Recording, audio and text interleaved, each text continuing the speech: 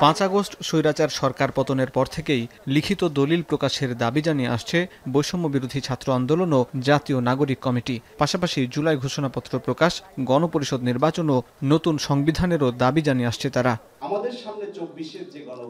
নতুন রাজনৈতিক বন্দোবস্তের লক্ষ্যে সুপ্রিম কোর্ট বার অ্যাসোসিয়েশন অডিটোরিয়ামে সেমিনারের আয়োজন করে জাতীয় নাগরিক কমিটির সুপ্রিম কোর্ট উইং।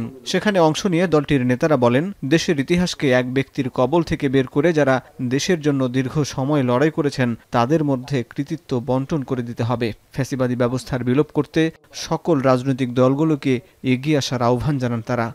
স্বাধীন হওয়ার পরে কোনো নির্বাচন হয়নি গণপরিষদের, কিন্তু আমরা এখন চাই একটি গণপরিষদ নির্বাচন হবে। সেই নির্বাচনের মধ্য দিয়ে যারা প্রতিনিধি হয়ে আসবেন তারা একটি সংবিধান প্রণয়ন করবেন এবং একই সাথে সংবিধান প্রণয়নের পাশাপাশি তারা আইনসভার সদস্য হিসেবেও তারা ভূমিকা পালন করবেন। আশা করি এই জায়গায় রাজনৈতিক যে দলগুলো আছে, পক্ষগুলো আছে, তাদের বিরোধ থাকবে না।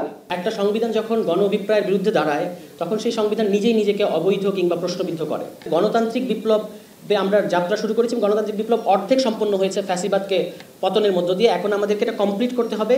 এই যে ফ্যাসিবাদী ব্যবস্থার বিলোপ, জুলাই প্রোক্লেমেশন করা, গণপরিষদ করা, তারপর হচ্ছে সংবিধান, নতুন একটা সংবিধান প্রণয়ন কিংবা সংস্কার করা, এই সমস্ত জায়গায়।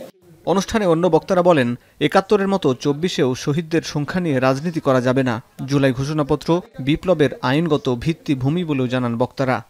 যে ৭১ নিয়ে যা যা হয়েছে, যা যা গল্প তৈরি হয়েছে, ঠিক একই রকম মিথ্যাচার, গল্প, নাটক, এগুলো এখন ২৪ নিয়ে হওয়া শুরু হয়েছে। এই রাষ্ট্র কোনো গণহত্যার বিচার করবার ব্যাপারে তার খুব সিরিয়াস মুড নাই। প্রি জুলাইতেও ছিল না, পোস্ট জুলাই আগস্টও আমরা দেখতে পাচ্ছি না।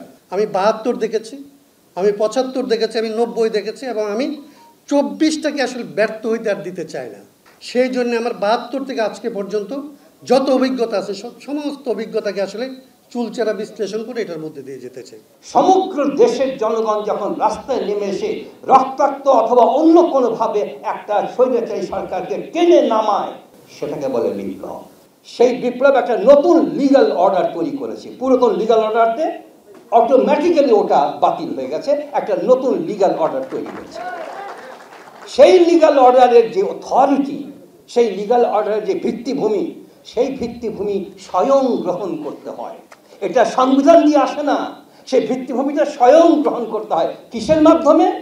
প্রক্লেমেশন অফ রেভলিউশনের মাধ্যমে। এ সময় ৭১-এর ভুলের ফাঁদ থেকে বেরিয়ে আসার আহ্বান জানান বক্তারা। তারা বলেন, গণ অভ্যুত্থানে নেতৃত্ব দেয়া নেতারা যেন মানুষের কাছ থেকে বিচ্ছিন্ন না হয়ে যায়। নিয়মিত পরিবর্তন হলো। হাসিব বিল্লাহ, এখন, ঢাকা।